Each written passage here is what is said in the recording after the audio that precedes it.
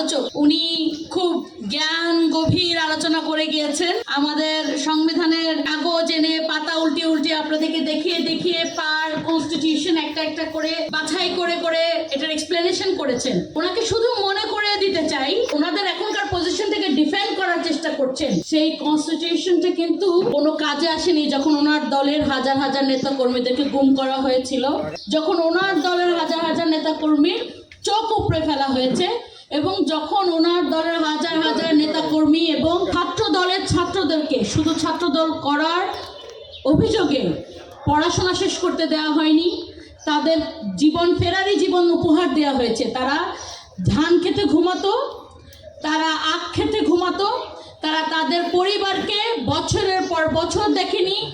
ঈদ, রোজা, নববর্ষ কোনো কিছু তাদের জীবনে আসেনি, কারণ শুধুই তারা একটা বিরোধী দলের রাজনীতি করত।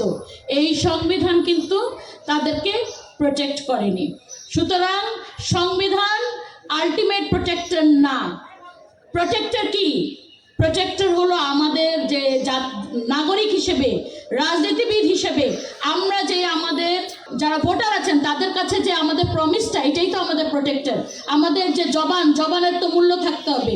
এই আমাদের জাতীয় সংসদ নির্বাচনের আগে এখনকার সরকারি দল তারা গণভোটের জন্য, হ্যাঁ ভোটের জন্য চেয়েছিল। আমাদের প্রধানমন্ত্রী নিজে হ্যাঁ ভোটের পক্ষে ভোট চেয়েছিল। তো এখন ওনারা ওনাদের স্ট্যান্সটা চেঞ্জ করে ফেলতেছেন, এবং সেই স্ট্যান্সটা চেঞ্জ করার জন্য তারা সংবিধানকে একদম খুবই জোরে আঁকড়ে ধরছেন। উনি মাত্র বলে গেলেন যে গণভোটের কোনো ভিত্তি নেই। এখানে ওনাকে একটু মনে করিয়ে দিতে চাই, পিপলস উইল টেক প্রেসিডেন্স। গণমানুষের রায়টাই প্রধান রায়।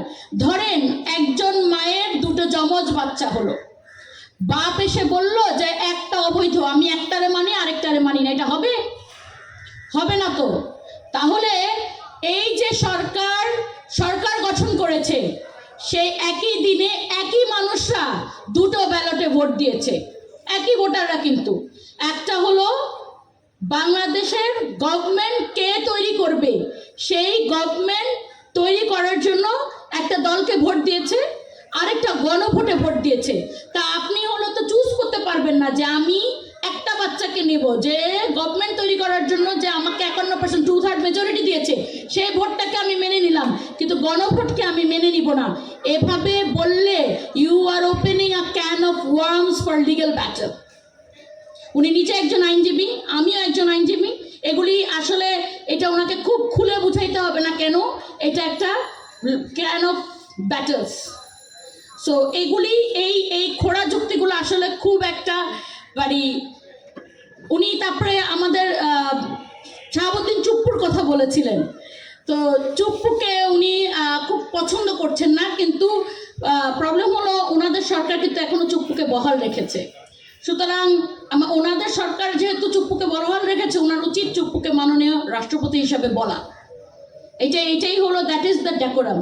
আইনজীবী হিসেবে তো উনি অনেক আইন দেখিয়েছে, আইনের এটাও একটা part, that is the decorum of the ল।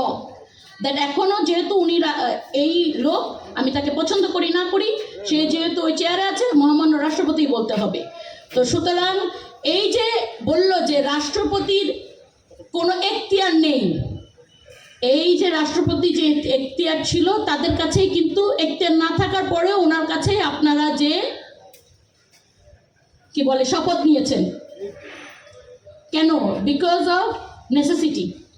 তো এই নেসেসিটির জায়গাগুলো বারবার একটু পাশ কেটে চলে যে অন্য জায়গা নিয়ে আলাপ আলোচনা করাটা তো আসলে ভালো না।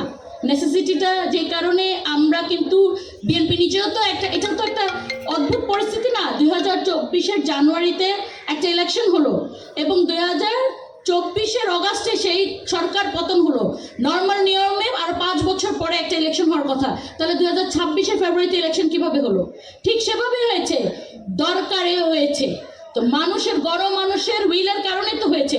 সুতরাং গণমানুষের উইলকে এইভাবে পদদলিত করাটা আসলে খুব সুন্দর দেখাচ্ছে না, এবং ওনাদের নিজেদের সামনের সময়গুলোর জন্য খুব ভালো পরিস্থিতি তৈরি করবে না। আমাদের যে আইনজীবীদের যে ভূমিকা, ওনারও তো ভূমিকা ছিল, আমরা একই পথের পথিক ছিলাম। এখন নিজ দলকে সাপোর্ট করতে যে সত্যের পর থেকে সরে যাওয়াটা আসলে খুব সুন্দর দেখাচ্ছে না।